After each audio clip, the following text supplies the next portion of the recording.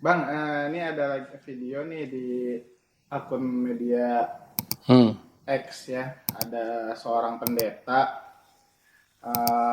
nyebut Kodonditan itu anak setan. Dia teriak-teriak di depan jemaahnya, nyebut Kodonditan itu anak setan. Hmm. Ini gimana nih Bang? Coba kita lihat nih videonya dulu nih Bang.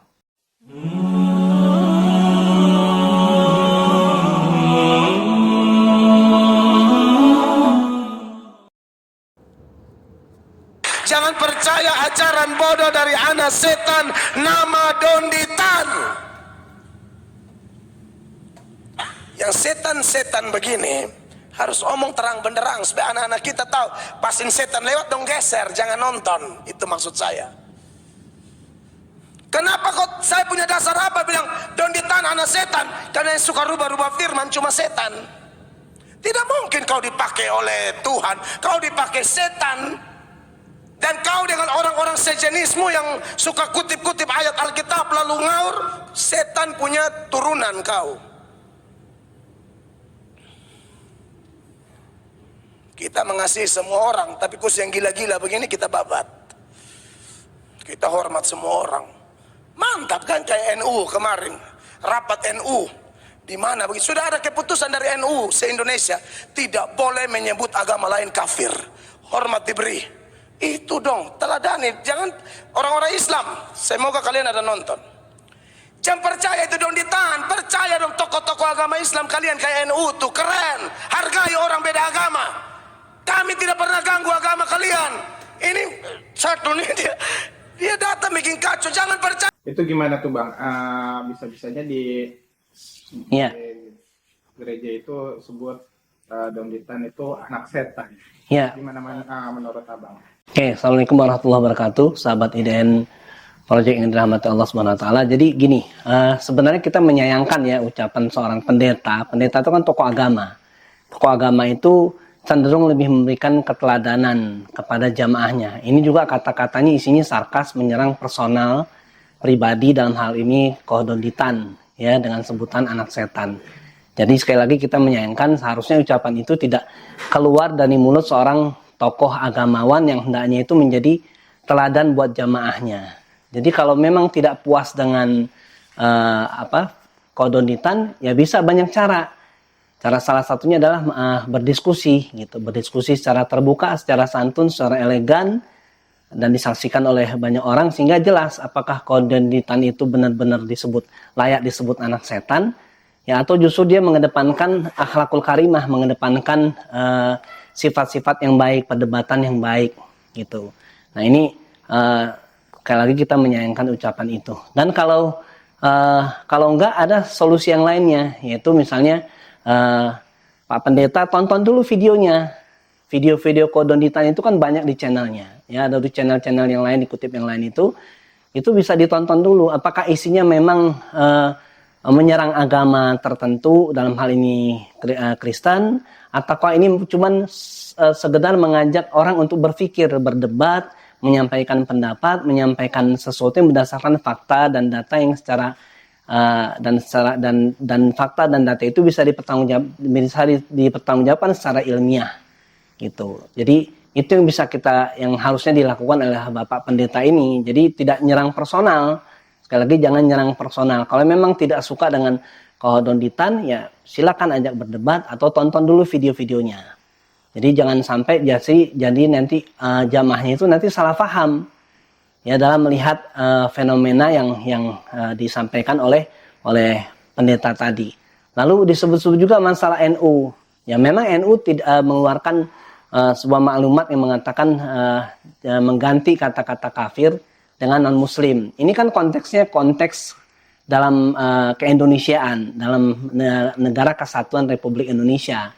Itu debatable ya, pendapatnya masih bisa diperdebatkan. Tapi yang harus diingat oleh Pak Pendeta khususnya bahwa NU tidak pernah mengeluarkan fatwa untuk menghapus kata-kata kafir di dalam Al-Qur'an. Itu harus dicatat.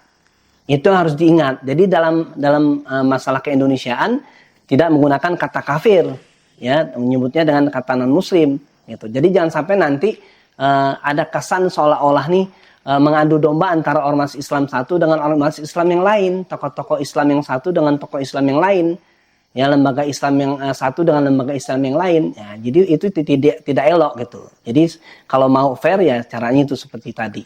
Ya, jadi itu yang harus dilakukan oleh Pak Pendeta karena Islam itu adalah agama rahmatan lil alamin. Jadi kalau memang mau berdiskusi, berdebat, Islam sudah mengajarkan tata caranya, ya. Termasuk di dalam hal ini adalah berdebat, diskusi dengan orang-orang non-muslim. Ya, kita harus mengedepankan akhlakul karimah. Ya, tidak boleh menyerang personal, tidak boleh menjelek-jelekan agama mereka atau mencaci maki Tuhan-Tuhan mereka. Itu ada ayat khusus di dalam Al-Qur'an. Tapi kalau dalam ranah diskusi, berdebat dengan fakta dan data secara ilmiah, ya dengan kedewasaan, dengan jiwa besar, itu nggak masalah. Itu biasa terjadi perdebatan itu. Tinggal kita mau ambil mana. Kalau memang kita meyakini agama kita yang lama itu masih cocok buat kita, ya nggak apa-apa, silakan saja. La ikraha fid din, tidak ada paksaan di dalam memasuki agama Islam gitu. Tapi kita mengajak untuk berdiskusi, membuka cakrawala berpikir kita. Tentunya dengan suguhan data fakta yang ilmiah, yang itu tidak bisa dibantah, atau kalaupun mau dibantah silakan dibantah. Tapi dalam ruang debat publik atau debat diskusi yang isinya adalah keterbukaan, kedewasaan, ya tidak mengedepankan emosi. Jadi itu yang harus jadi catatan bagi siapapun ya, termasuk Pak Pendeta ini, saya nggak tahu siapa namanya. Tolong jangan menyerang personal, ya pribadi seseorang. Ya, jadi kalau mau fair, kalau memang Anda meyakini bahwa agama Anda yang benar, ya yang lainnya salah, mari kita duduk bareng berdiskusi secara sehat, ya secara terbuka. Itu jauh lebih elegan, lebih dewasa, lebih menunjukkan kualitas dan kapasitas kita sebagai tokoh agamawan. Terus kan itu disinggung tentang makna kafir ya Bang. Nah, bisa dijelaskan nggak Bang itu kafir itu apa gitu, menurut di Al-Quran itu apa gitu. Takutnya dari teman-teman kita kaum ya Nasrani ini nggak paham makna itu kafir itu apa.